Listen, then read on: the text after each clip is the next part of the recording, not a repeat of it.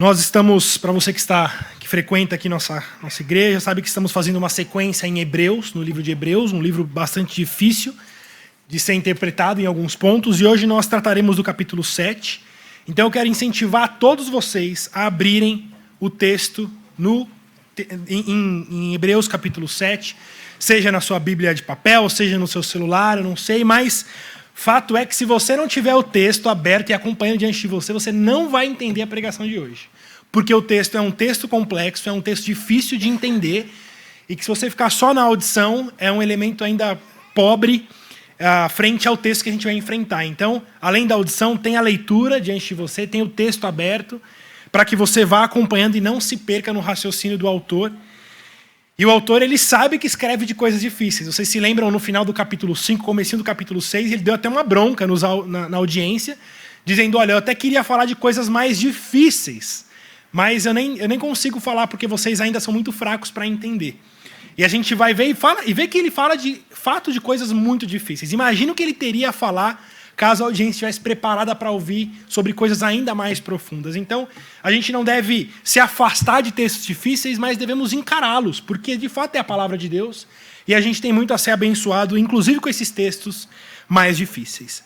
Mas antes da gente ler, eu quero trazer para vocês aqui algumas informações que são essenciais para que a gente consiga entender melhor o texto.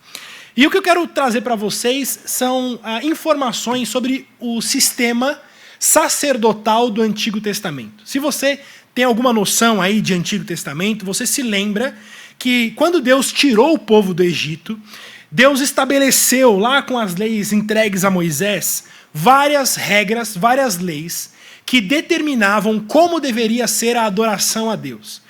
Vocês se lembram lá de Levítico, por exemplo, um livro difícil de ler, porque vai falar de regras e mais regras de roupa, de receitas, de tempo, de tabernáculo. São regras e mais regras e mais regras de como que a adoração a Deus deveria acontecer.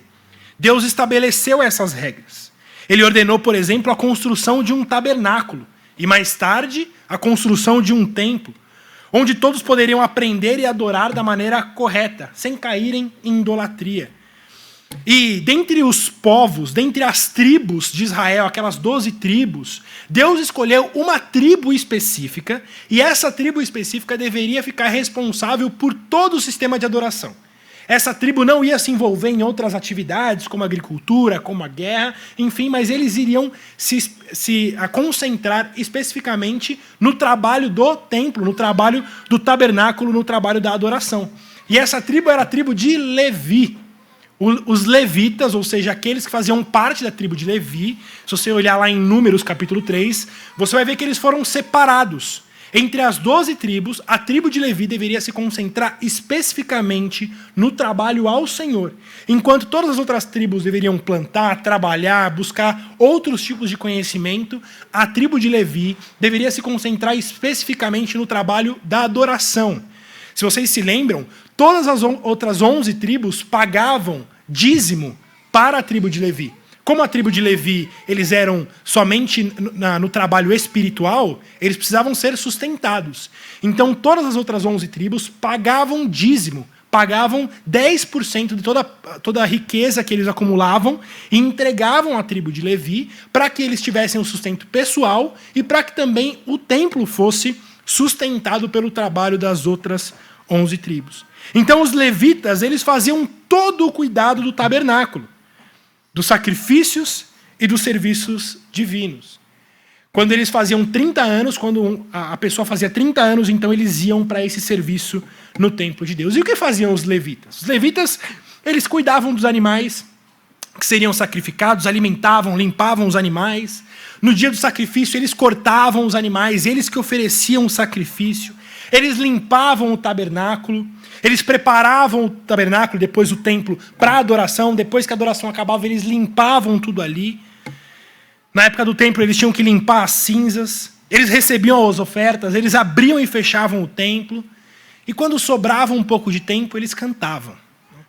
Mas hoje o povo acha na igreja que se toca violão é levita. Né? Você já viu isso, né? Eu sou levita. Por quê? Eu toco violão.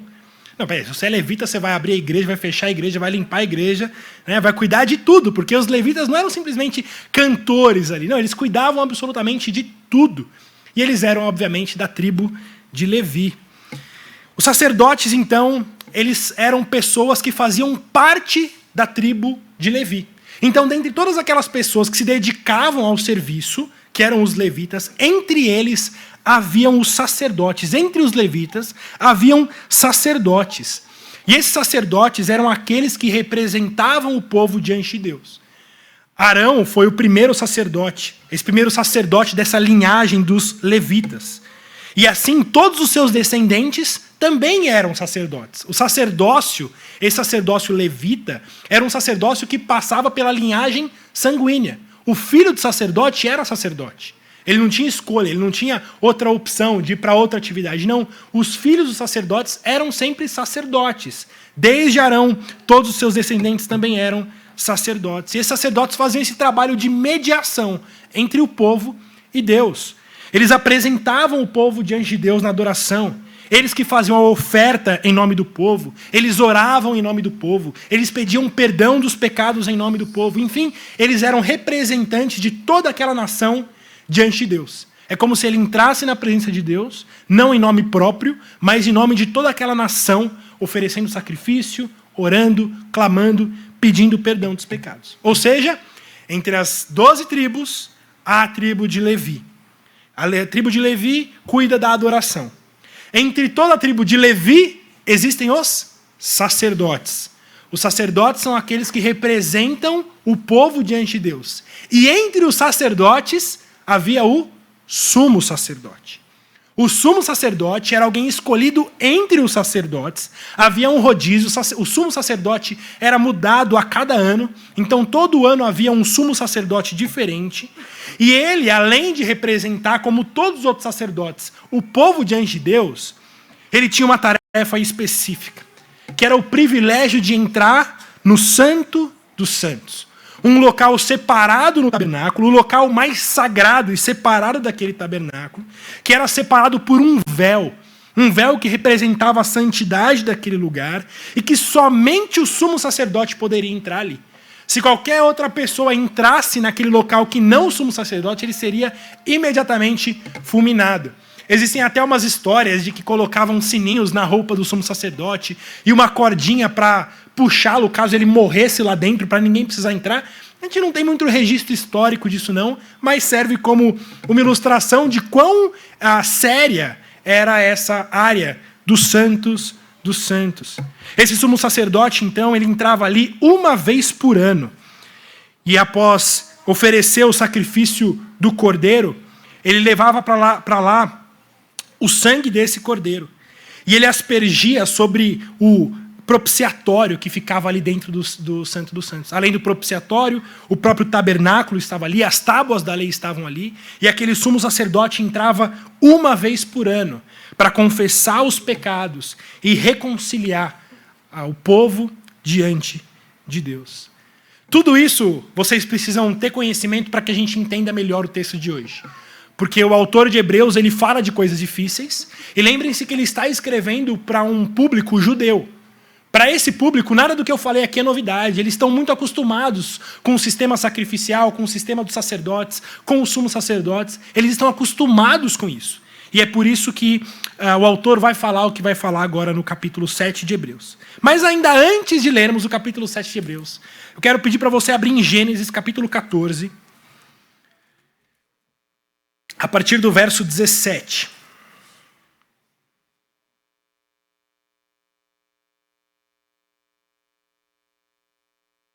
Gênesis 14, Gênesis, primeiro livro da Bíblia, capítulo 14.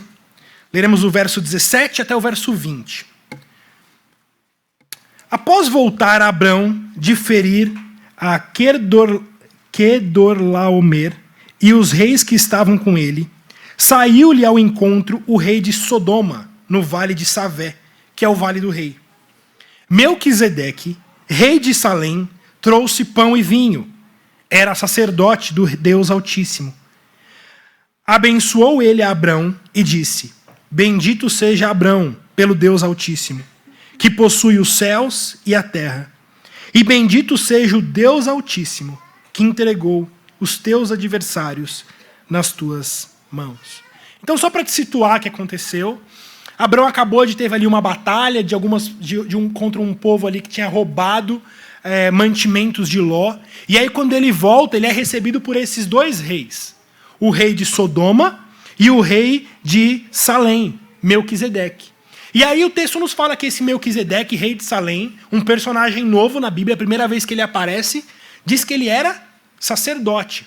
Sacerdote do Deus Altíssimo. Ele vem com pão e vinho, ele abençoa Abrão, e Abrão entrega para ele 10% de tudo aquilo que ele havia conquistado.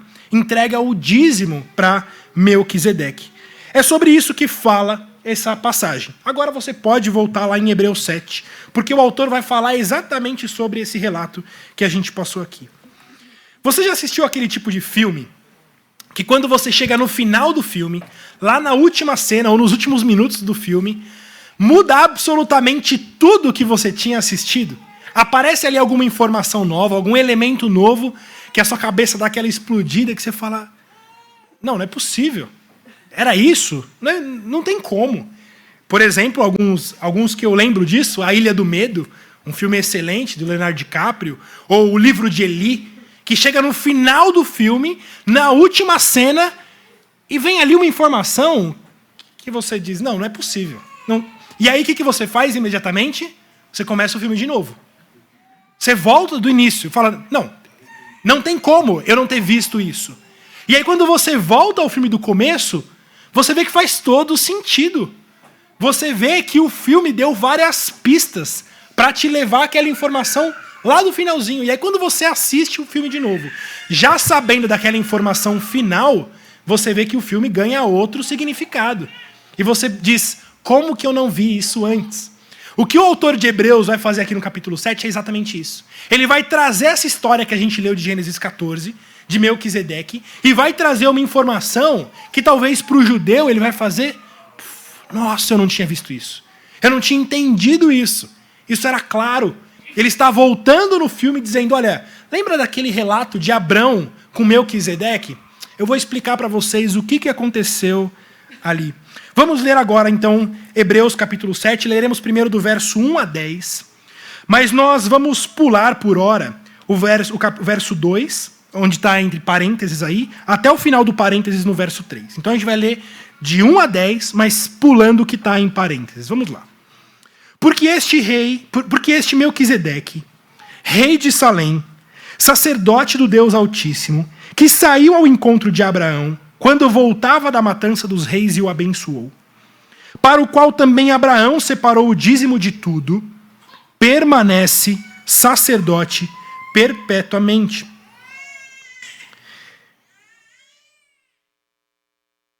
Considerai, pois, como era grande esse a quem Abraão, o patriarca, pagou o dízimo, tirando dos melhores despojos. Ora, os que dentre os filhos de Levi recebem o sacerdócio têm mandamento de recolher, de acordo com a lei, os dízimos do povo, ou seja, dos seus irmãos, embora tenham estes descendido de Abrão.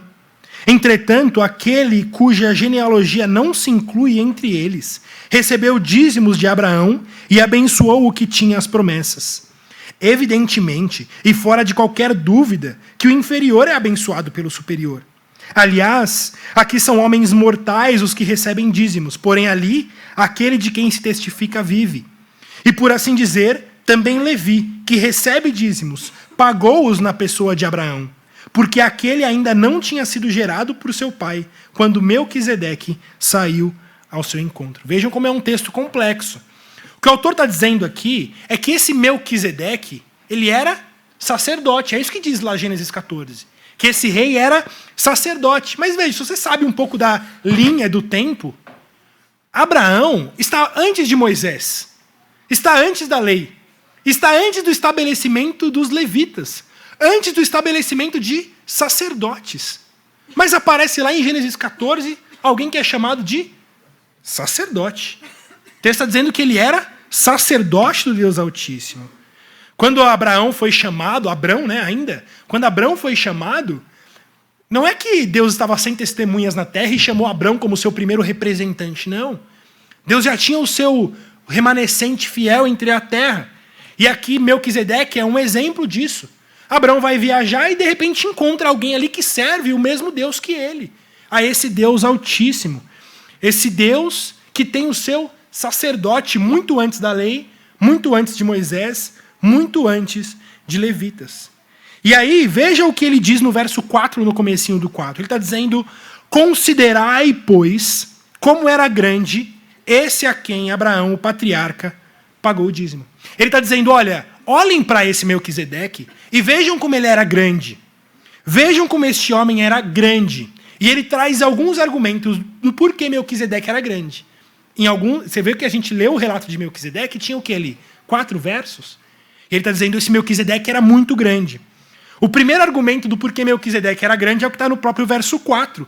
Porque diz que Abraão, o patriarca, pagou o dízimo para ele, dos seus melhores despojos. Lembram o que eu disse? Que os levitas eram sustentados pelo dízimo de todas as outras 11 tribos? A lei estabelecia isso. Mas aqui Abraão não tinha lei ainda. Ele não tinha nenhuma obrigação pela lei de pagar dízimo a quem quer que fosse. Ainda que aquele homem fosse um sacerdote, mas ele nem tinha na sua cabeça muito claro o que era essa noção de sacerdócio, ou uma lei que obrigava ele a pagar dízimo àquele homem. Mas Abraão, chegando até ele dá o dízimo. Ele entrega 10% daquilo que ele havia conquistado. Porque o dízimo era uma realidade moral, antes de ser uma realidade legal. Quando Abraão chega diante de um rei que serve o Deus dele, e vê que ali é um homem separado para o serviço de Deus, ele entrega o seu dízimo. Sem lei, sem mandamento, sem Moisés, mas há um dever moral de que aquele homem merece receber 10% de tudo aquilo que ele recebeu. Ou seja, Abraão, o grande patriarca, ele entrega dízimo a um sacerdote. Então o texto está dizendo: veja como este homem era grande. Abraão pagou dízimo. Abraão, o primeiro patriarca, ele pagou dízimo ao Melquisedeque. E aí o que ele diz, mais um argumento, ele vai dizer no verso 9, ele vai dizer que os próprios levitas pagaram dízimo a Melquisedeque. Aí você fala: não, como assim? Os levitas pagaram dízimo a Melquisedeque. Se os levitas vêm muitos anos depois, não havia levita nenhum, como que levita pagou dízimo a Melquisedeque? Esse é o argumento do autor. Veja o que ele diz no verso 9. E por assim dizer, também Levi, que recebe dízimos, ou seja, Levi, a tribo de Levi que era sustentado por dízimos, pagou-os na pessoa de Abraão. Porque quem é aquele? Levi não tinha sido gerado por seu pai quando Melquisedeque saiu ao encontro desse. Veja o que o autor está dizendo. Olha, os levitas, que posteriormente eram sustentados pelo dízimo, eles pagaram dízimo a Melquisedeque. Por quê? Porque o pai deles, Abraão, que era dono de toda aquela propriedade, entregou 10% do seu patrimônio a Melquisedeque. Logo, os próprios descendentes de Abraão pagaram todos dízimo. Se meu pai tem um patrimônio e ele resolve dar metade para alguma pessoa, de forma indireta, eu estou dando esse dinheiro. Porque há uma expectativa de herança. Eu olho para o patrimônio do meu pai e eu tenho uma expectativa de que eu vou herdar uma certa quantia. Se meu pai resolve, de repente, entregar metade de tudo que ele tem para outra pessoa, indiretamente, eu estou entregando aquilo. Não voluntariamente, talvez até com tristeza no coração, mas eu vou estar entregando aquilo. Porque há uma expectativa de recebimento. E é o que eu estou dizendo: olha, os próprios levitas pagaram dízimo a Melquisedeque, ou seja, aqueles que são sustentados por dízimos, pagaram dízimo, porque era do patrimônio que eles receberiam, que foi entregue a Melquisedeque. Por isso o autor está dizendo: olha como era grande esse homem. E há mais um argumento do porquê ele era grande. Veja no verso 6. Entretanto, aquele cuja genealogia não se inclui entre eles recebeu dízimos de Abraão e abençoou o que tinha as promessas.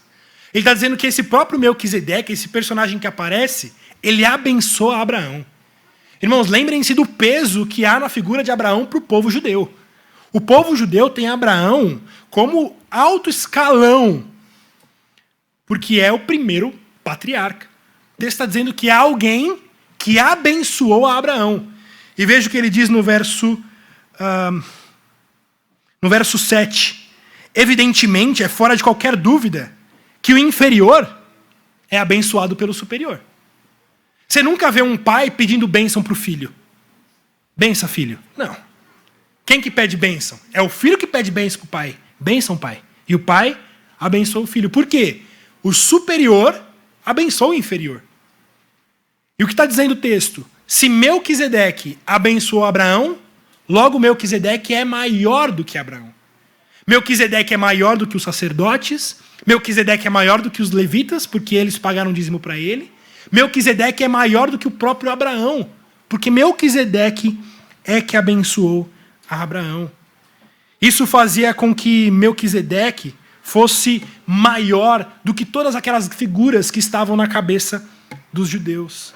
Já sabemos então que ele é maior que os sacerdotes, maior que os levitas, maior que o próprio Abraão.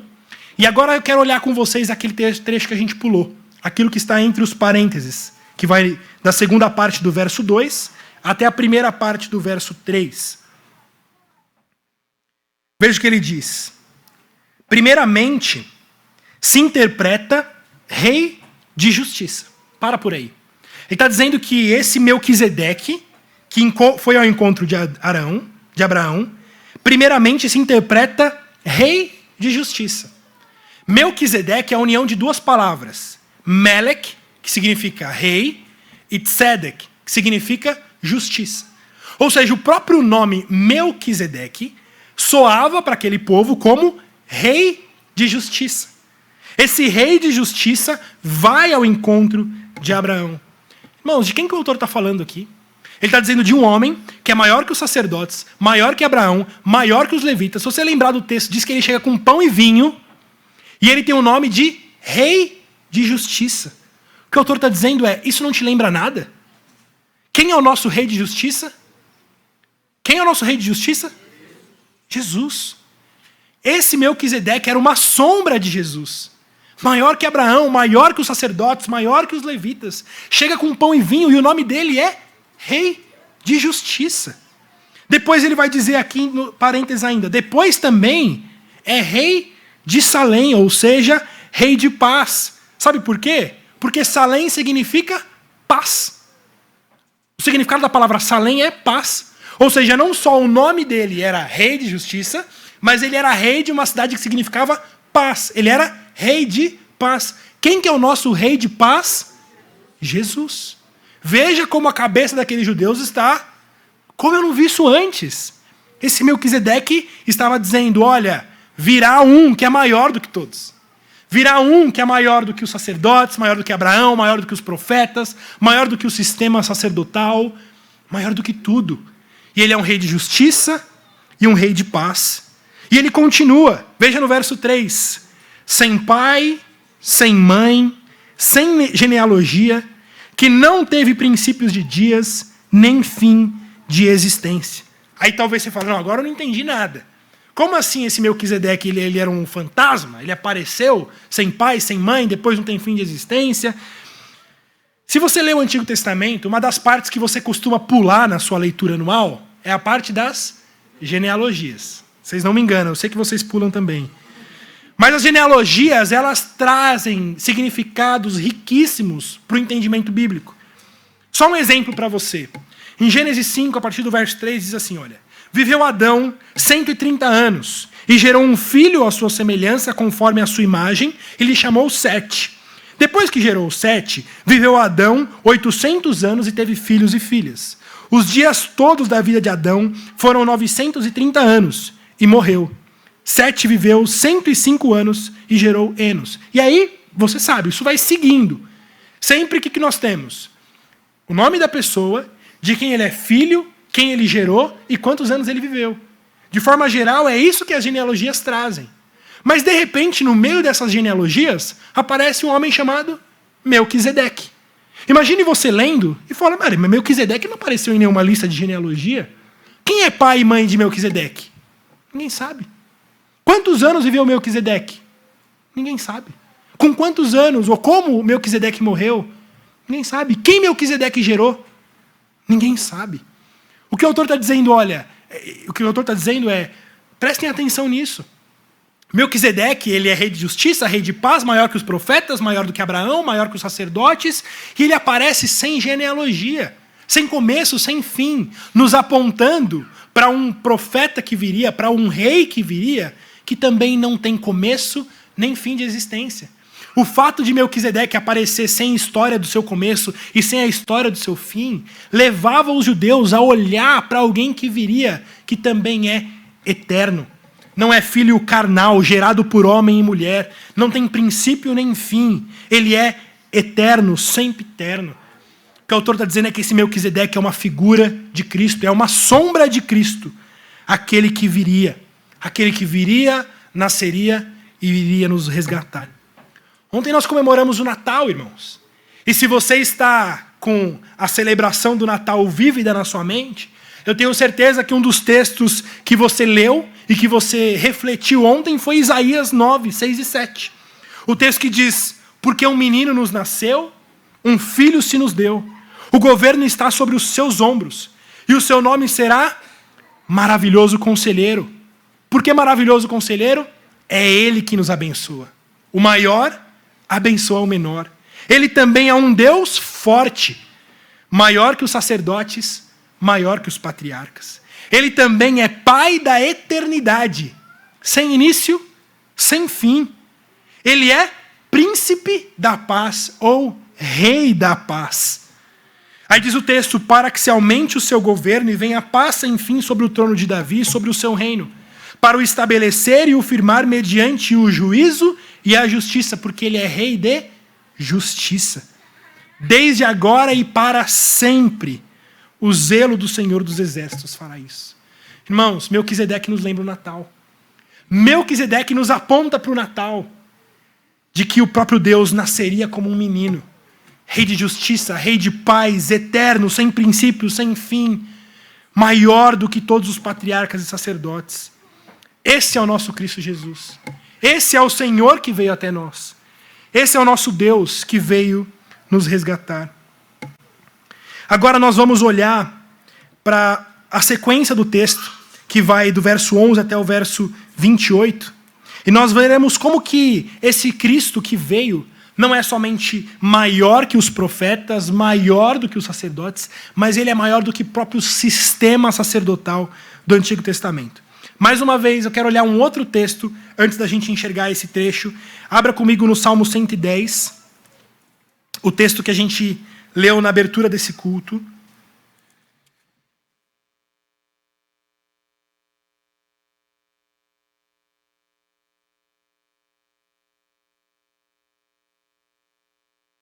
Salmo 110, leremos do verso 1 até o verso 4. Quem está escrevendo isso aqui é Davi. E Davi está num ponto da história, depois ainda do estabelecimento das leis, ele já está nesse período aqui em que existem sacerdotes, existem os levitas. Davi está incluído nesse momento.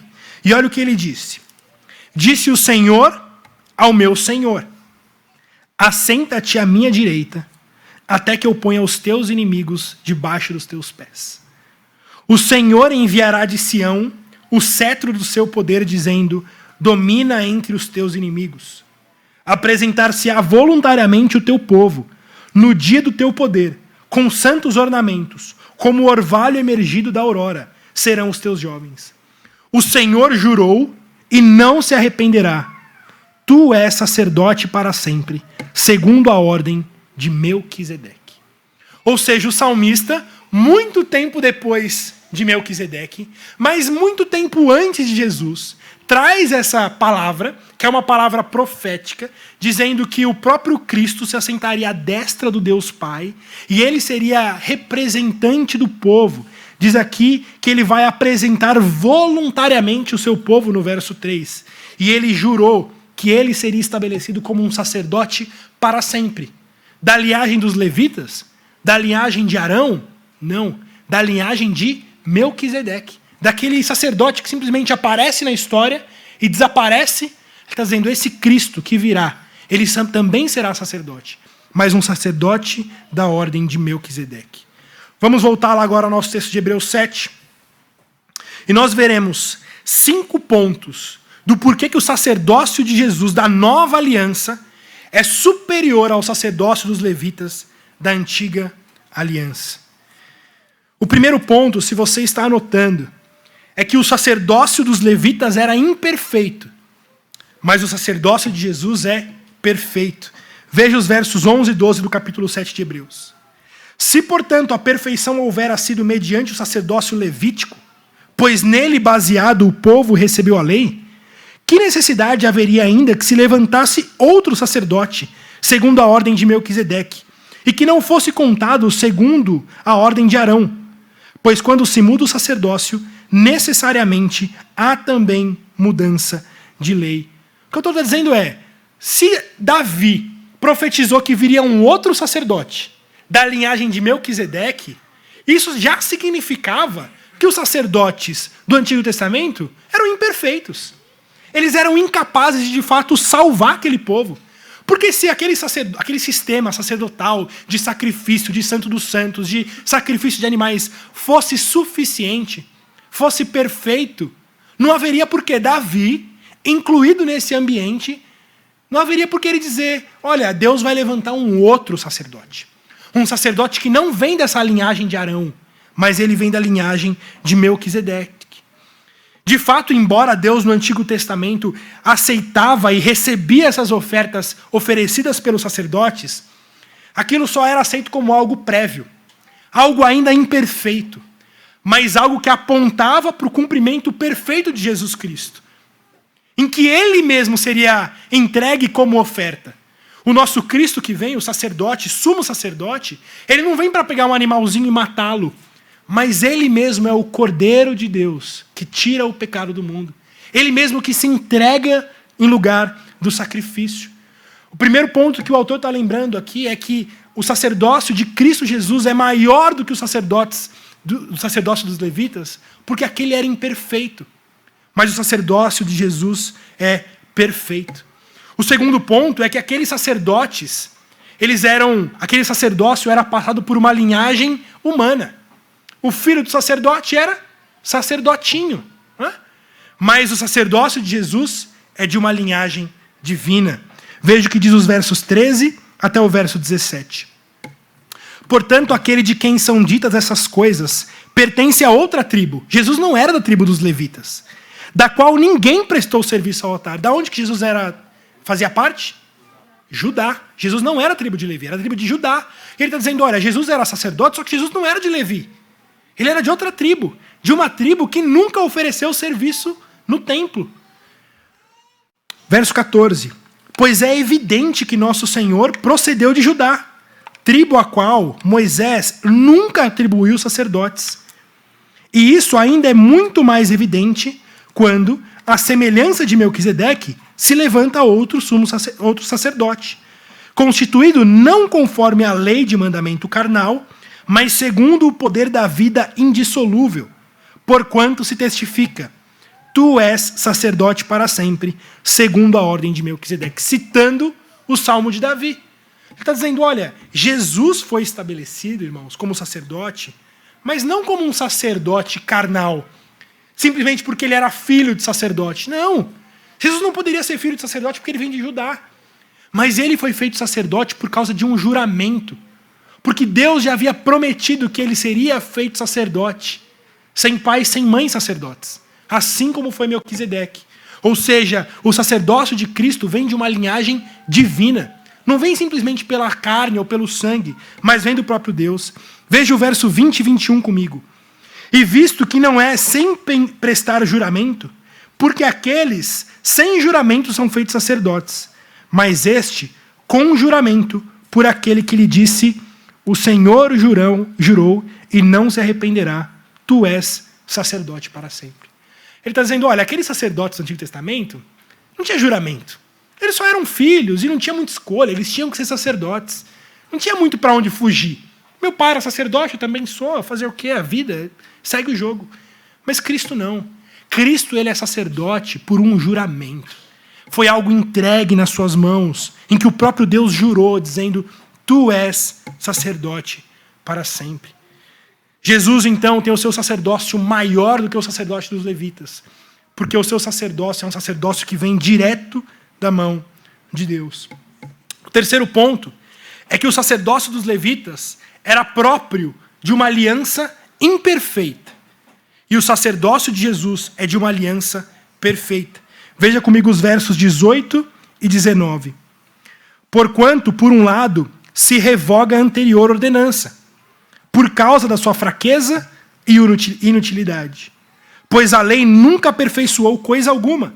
E, por outro lado, se introduz esperança superior pela qual nos achegamos a Deus. Veja o verso 22. Por isso mesmo, Jesus se tem tornado fiador de superior aliança. Irmãos, a história bíblica, a história de Deus, você sabe de forma muito genérica que a Bíblia é dividida entre Antigo Testamento e Novo Testamento. Isso para nos apontar que Deus se relaciona com o povo em pelo menos, há mais alianças, mas se concentrando aqui nessas duas alianças. A antiga aliança e a nova aliança. A antiga aliança, essa aliança dos sacrifícios, a aliança dos sacerdotes, em que Deus dá a lei para o povo e diz, olha, obedeçam e vocês serão salvos, vocês serão abençoados. É uma aliança imperfeita, uma aliança condicional, uma aliança baseada em sacrifícios. E o que o autor está dizendo aqui de Hebreus é que essa era uma aliança imperfeita. Essa aliança só serviu para mostrar para o povo que ninguém consegue cumprir os mandamentos de Deus. Se você for ler o livro de Levítico, com aquele monte de leis e regras para serem cumpridas, você mal consegue ler aquilo. Quanto mais cumprir. Quanto mais cumprir aquelas ordenanças. O que Deus está mostrando é, olha o nível de santidade que eu requero de vocês. Vocês querem chegar ao céu pelo esforço de vocês? Vocês querem chegar ao céu por serem boas pessoas, por serem bons cidadãos, por fazerem as coisas direitinho? Então é o seguinte, abre o livro de Levítico. Dá uma olhada lá na minha lei, em Êxodo 20. Veja que tipo de exigência de santidade eu exijo de vocês. É isso que eu requero de vocês. É para isso que servia a antiga aliança. Para mostrar para o povo a incapacidade do povo de ser santo. Porque nós estamos em meio a pecado. E não há qualquer possibilidade da gente alcançar o céu pelo nosso próprio esforço, porque o padrão de santidade de Deus é muito acima do nosso. E o que o autor está dizendo aqui é, esse Cristo que veio como um sacerdote, ele veio de uma nova aliança. Ele não veio para estabelecer aquela antiga aliança. Não, ele veio fazer uma nova aliança. E sabe o que é essa nova aliança? É que o próprio Cristo, ele é santo em nosso lugar. Ele cumpre a lei no nosso lugar. E ele morre com um sacrifício em meu lugar, para que eu não morra. Ele se entrega em meu lugar porque eu fui imperfeito e ele é perfeito. Cristo se entrega para que eu seja feito perfeito e ele imperfeito. Jesus se tornou maldição em nosso lugar. Aquilo que a antiga aliança era incapaz de cumprir. Veja o texto, a antiga aliança nunca aperfeiçoou ninguém. O que quer dizer isso? Nunca tornou ninguém santo. Porque era incapaz de que, cumprindo as regras, você conseguisse alcançar o favor de Deus. O padrão de santidade de Deus está muito acima daquilo que a gente pode cumprir. Alguém já disse que se você quiser alcançar o céu com o seu próprio esforço, é mais fácil você chegar até a lua fazendo uma corda de areia. É mais provável que você consiga chegar ao céu por uma corda de areia do que chegar à lua por uma corda de areia, do que chegar ao céu pelas suas próprias obras. Porque o padrão de santidade de Deus é absurdamente outro que a gente é incapaz de cumprir. Por isso a necessidade dessa nova aliança. Por isso a necessidade desse Cristo vir até nós. Viver a nossa vida. Ser santo em todas as coisas e morrer em nosso lugar. Oferecendo a si mesmo como sacrifício. O autor está dizendo, esse Cristo, ele inaugura essa nova aliança. Esse novo tempo em que nós estamos. Um tempo em que nós confiamos nesse Cristo Jesus, que ofereceu a si mesmo como sacrifício em nosso lugar. Nos versos 23 e 25, nós vemos o quarto ponto do porquê o sacerdócio de Cristo é maior do que o dos levitas. Porque o dos levitas era um sacerdócio provisório, mas o de Jesus é um sacerdócio eterno. Veja o verso 23 a 25. Ora, aqueles são feitos sacerdotes em maior número, porque são impedidos pela morte de continuar.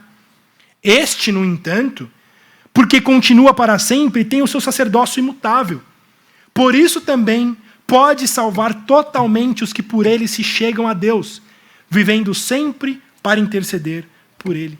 Ele está dizendo, gente, Vocês já viram a quantidade de sacerdotes que havia na antiga aliança?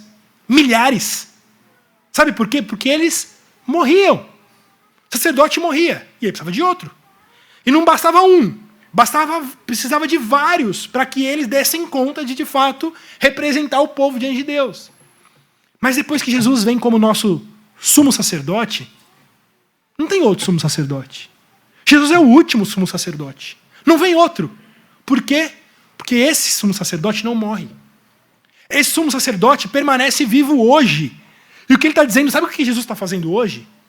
Jesus não está de férias. Jesus não está num trono lá, ou não está vestido de Papai Noel entregando presente na casa de crianças pobres. Jesus está diante de Deus intercedendo por nós. Entregando o seu sacrifício em nosso lugar. Jesus está diante do Pai dizendo, Pai, olha esses furos em minha mão, olha esse furo do meu lado. Este sacrifício é em nome do Guilherme. Eu estou aqui diante do Pai, oferecendo o meu sacrifício, lembrando o meu sacrifício na cruz do Calvário em nome do Guilherme. Jesus está nesse momento intercedendo em meu lugar diante do Pai. E se Ele está em meu lugar, e se você está em Cristo, você pode ter essa mesma confiança que Jesus também está intercedendo em teu lugar, diante do Pai, dizendo, perdoa o João, perdoa a Francisca, perdoa o Pedro, perdoa a Maria, porque eu estou aqui oferecendo, Pai, o meu sacrifício, lembrando o meu sacrifício. Cristo permanece até hoje diante do Pai, intercedendo em nosso lugar, clamando em nosso lugar. Ele é o nosso sumo sacerdote. Ele permanece ali. Os levitas iniciavam o seu ministério aos 30 anos, mas depois de 40, 50, morriam. Cristo também iniciou seu ministério aos 30 anos. Mas Cristo morreu e ressuscitou. E permanece vivo à destra do Pai. Por isso o autor está dizendo, a gente não precisa de outro sacerdote. O nosso sacerdote permanece vivo. Por isso, ele diz no verso 25, por isso também pode salvar totalmente os que por ele se chegam a Deus, vivendo sempre a interceder por eles. Ele pode nos salvar, porque ele permanece intercedendo por nós. E o último ponto, irmãos, é que os sacerdotes levitas, embora representavam o povo diante de Deus, eles mesmos eram pecadores. Eles representavam, de fato, o povo diante de Deus, mas havia pecado no coração deles. Eles não iam limpos diante de Deus. Eles mesmos eram pecadores. Mas o nosso sacerdote, ele vai diante do Pai santo e puro. Perfeitamente santo e puro. Veja comigo os versos 26 a 28. Com efeito, nos convinha um sumo sacerdote como esse, santo, inculpável, sem mácula, separado dos pecadores e feito mais alto do que os céus, que não tem necessidade, como sumo sacerdote, de oferecer todos os dias sacrifícios, primeiro por seus próprios pecados, depois pelo do povo, porque fez isso uma vez por todas. Porque fez isso uma vez por todas, quando a si mesmo se ofereceu. Porque a lei constitui sumos sacerdotes a homens sujeitos à fraqueza. Mas a palavra do juramento, que foi posterior à lei, constitui o Filho perfeito para sempre. Amém? Esse Jesus, ele não precisa oferecer sacrifício todo dia. Quando eu disse que ele está diante do Pai, se oferecendo como sacrifício, não é que ele está mais uma vez morrendo. Não. Ele está só lembrando do sacrifício que ele ofereceu uma vez por todas. Porque o sacrifício de Cristo é perfeito. Ele não precisa mais morrer a cada pecado nosso, mas é um sacrifício que nos perdoa eternamente. Todos os nossos pecados, passados e futuros, foram entregues a Jesus Cristo. E ele morreu uma vez por todas, porque o sacrifício dele é perfeito. Irmãos, é por isso que a gente não vem aqui matar animalzinho. É por isso que hoje a gente não oferece mais sacrifícios a Deus, porque o Supremo Cordeiro, o sumo sacerdote, a si mesmo se entregou em nosso lugar. Ele é o nosso Cristo, ele é o nosso Salvador. Ele é aquele que de fato morreu e pode nos salvar completamente. Aquilo que a antiga aliança era incapaz de fazer por nós, vem o nosso Cristo Jesus. O motivo do Natal, a boa notícia do Natal, dizendo, o sumo sacerdote chegou. O sumo sacerdote nasceu em Belém. Um menino nos nasceu, um filho se nos deu. E o seu nome é maravilhoso conselheiro, Deus forte, Pai da eternidade, príncipe da paz. E ele é um rei de justiça.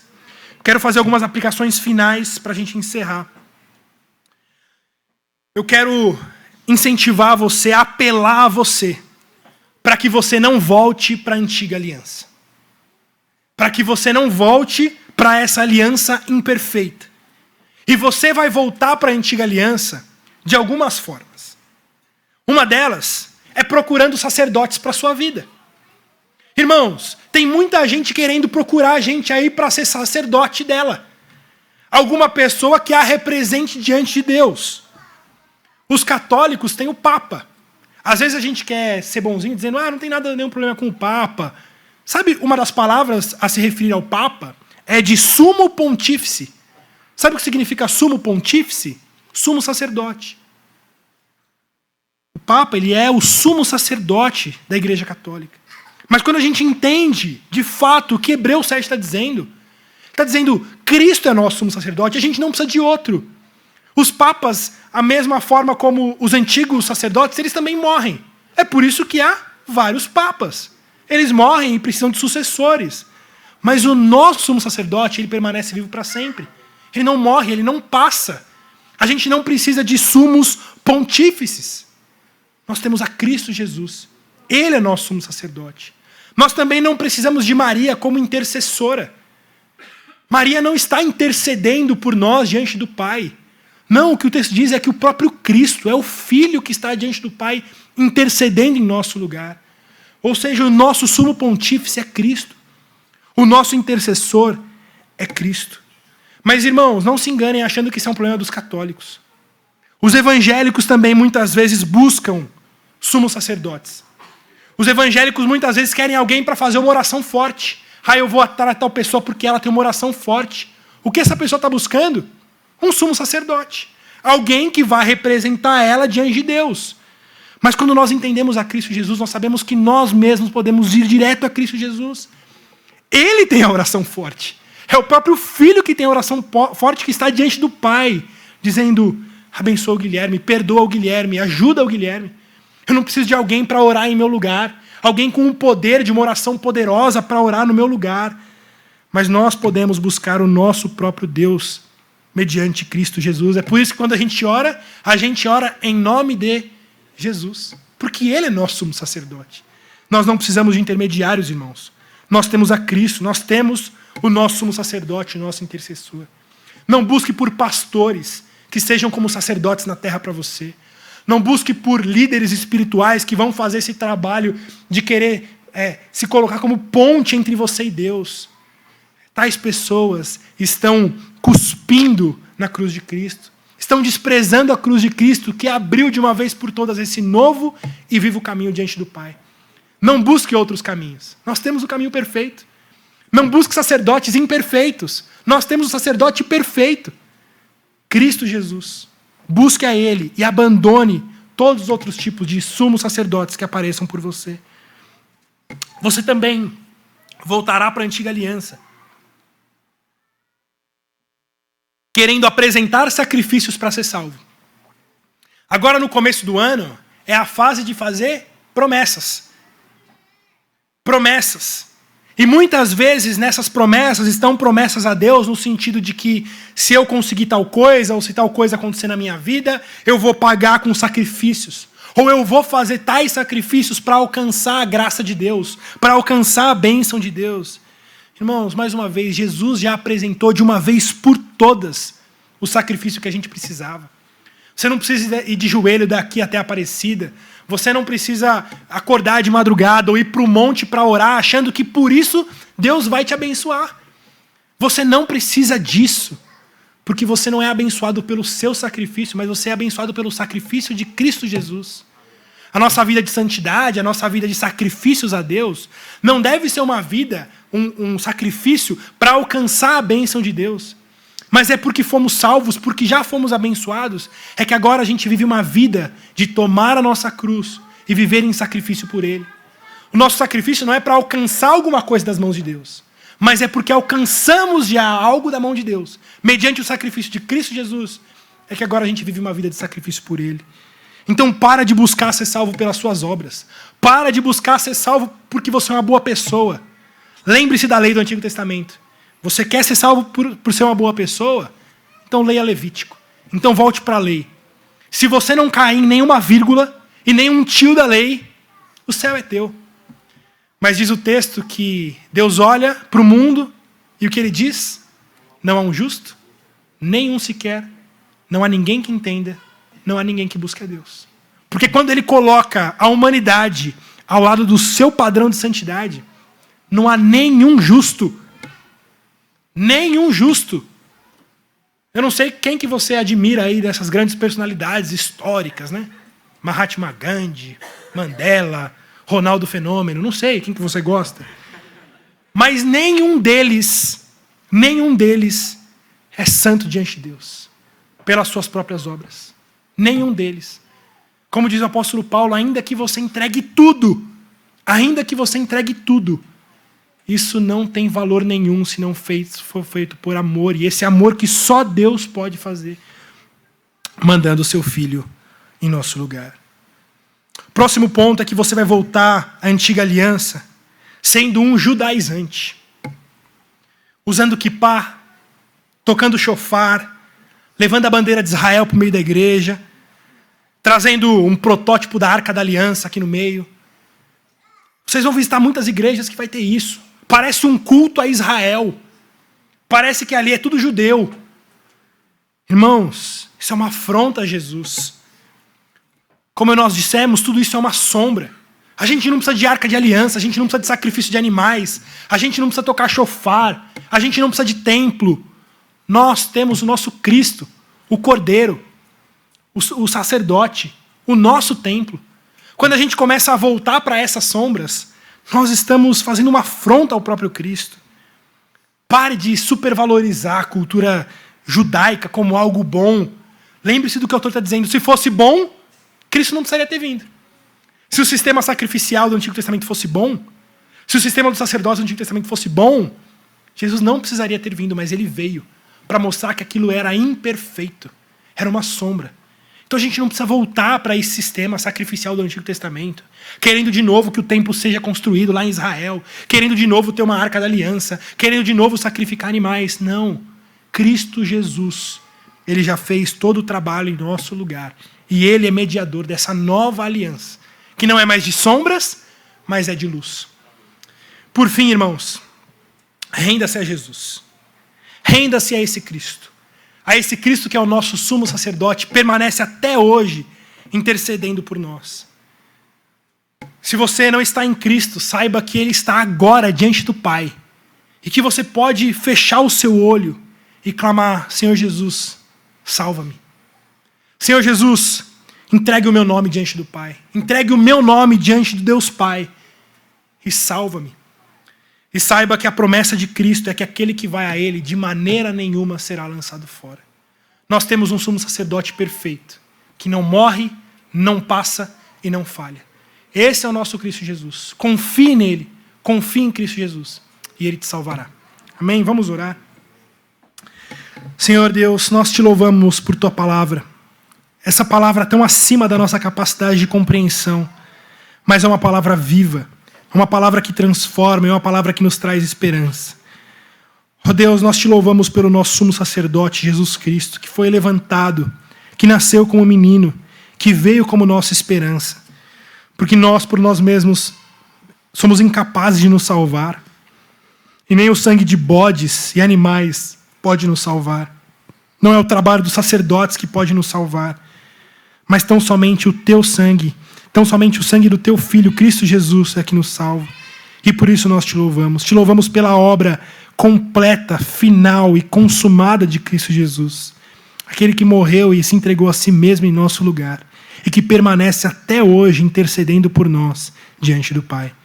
Nós te louvamos, ó Deus, pela tua grande salvação e por esse grande juramento de enviar Cristo Jesus até nós para nos salvar. Amém.